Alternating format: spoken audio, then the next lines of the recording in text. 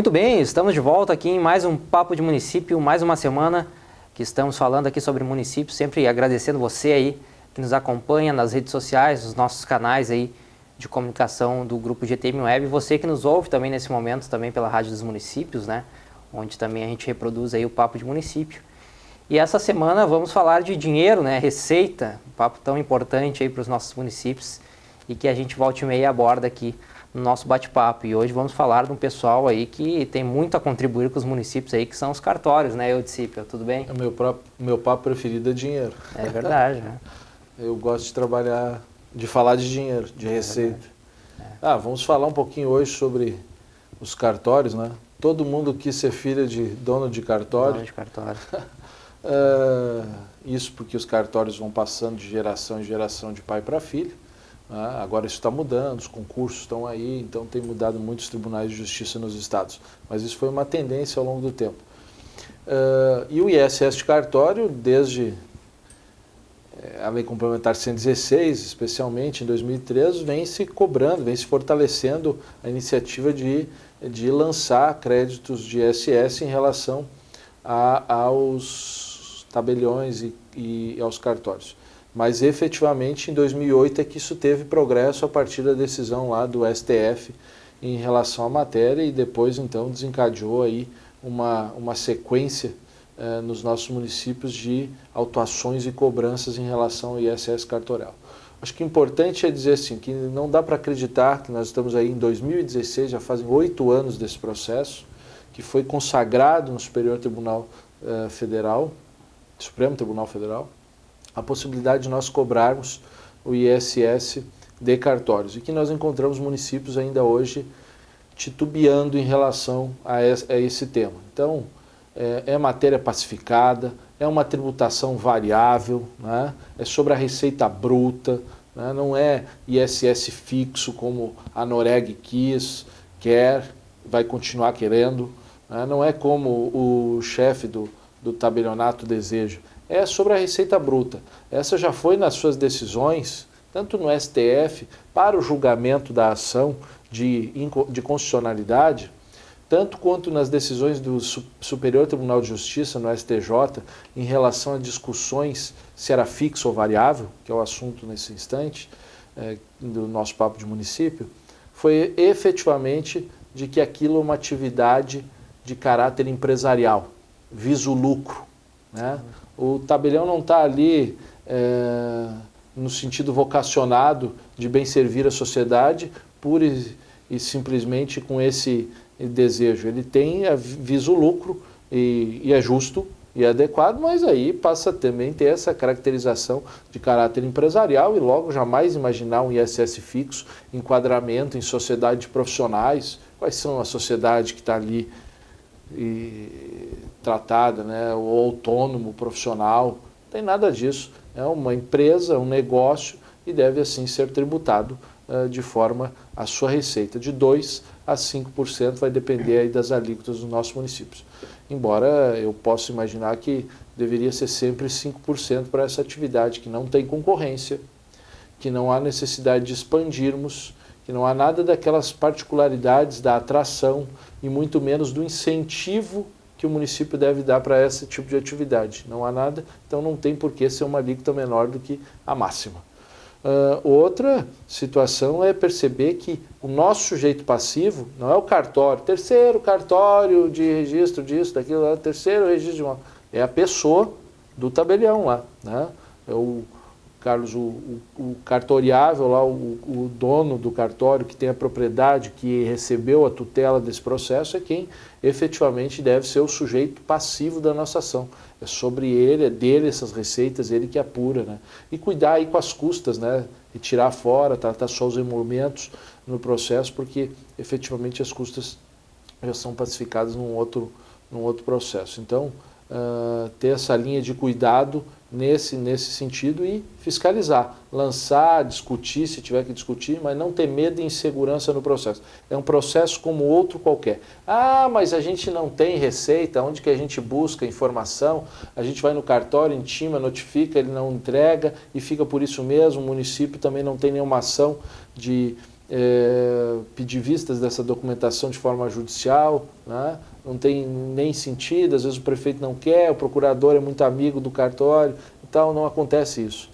Então, hoje tem essa informação disponível, né? A gente tem que saber buscar, notifica, cientifica o corregedor do Tribunal de Justiça, pede para ele, diz, mostra, encaminha junto, oficiando que você não recebeu os documentos que você solicitou para fiscalização de ISS e ele não entregou, e que você pode buscar, ou mesmo por outros meios, como tem aí no CNJ, né, no Conselho Nacional de Justiça, disponível lá, está aberto no site, qualquer um pode entrar e ver a receita de qualquer cartório dos nossos municípios, aí está à nossa disposição para acesso lá semestralmente, mas está lá para você poder verificar do ano a receita que foi daquele contribuinte, daquele tabelião, daquele cartório que você está trabalhando. E aí você divide por 12, já que ele não trouxe nada, e faz aí usando a técnica do arbitramento para o processo acontecer.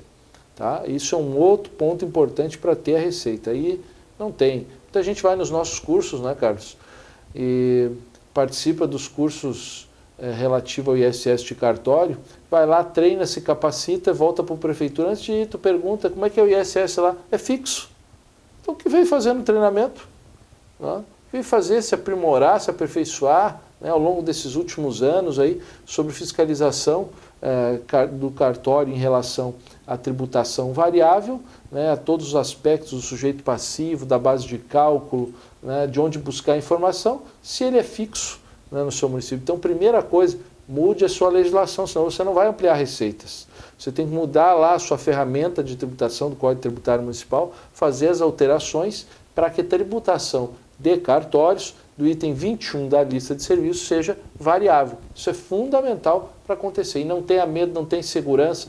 Quem está empoderado, quem tem a legislação ao seu lado, é você, agente fiscal, é a nossa secretaria. Está parado por decisões do STF. Do STF, do STJ em relação à base de cálculo, né? E tem o empoderamento da legislação. Não tem que se curvar, não tem que se intimidar, não tem que ter medo, tem que ter segurança, né, de que está efetivamente numa função nobre, que é ir em nome da sociedade ao contribuinte para ir lá e verificar qual é a parcela que ele deve e trazer ela para o conjunto se ele não recolheu adequadamente. Sinta-se fortalecido, empoderado com a legislação ao seu lado e as decisões a seu favor. Em 2013 até, Carlos, para complementar, houve uma tentativa no STF, de novo, de um caso de Guaporé, no Rio Grande do Sul, de alteração, de tentar novo revinte revalidar, e foi dado de novo toda a relevância, todo o caráter de forma geral, né, para todo mundo, reafirmando novamente de que é sobre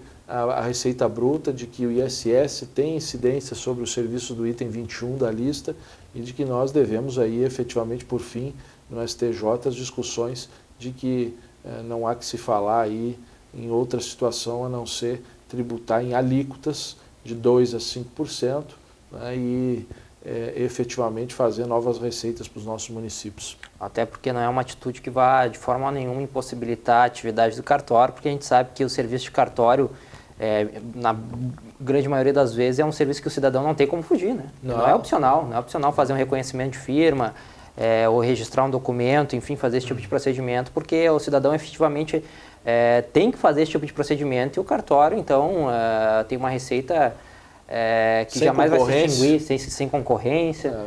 Né? É um serviço líquido e certo, concedido, é um poder do Estado que alguém, um terceiro, realiza, né? Do Tribunal de Justiça, que regula, que fiscaliza, que concede esse poder, mas efetivamente tem um caráter empresarial, visa o lucro, né? E se nós formos olhar aí, os pequenos e médios municípios são daquela parcela da nossa sociedade mais abastada, né? Como não tributar os serviços? Existe uma decisão que levou à incidência, a confirmação da incidência do ato de que é constitucional tributar o ISS, um dos ministros disse, porque a Noreg alegava que este era um serviço auxiliar da justiça, que o cartório fazia um serviço auxiliar da justiça. Um dos ministros disse, olha, não, isso não pode.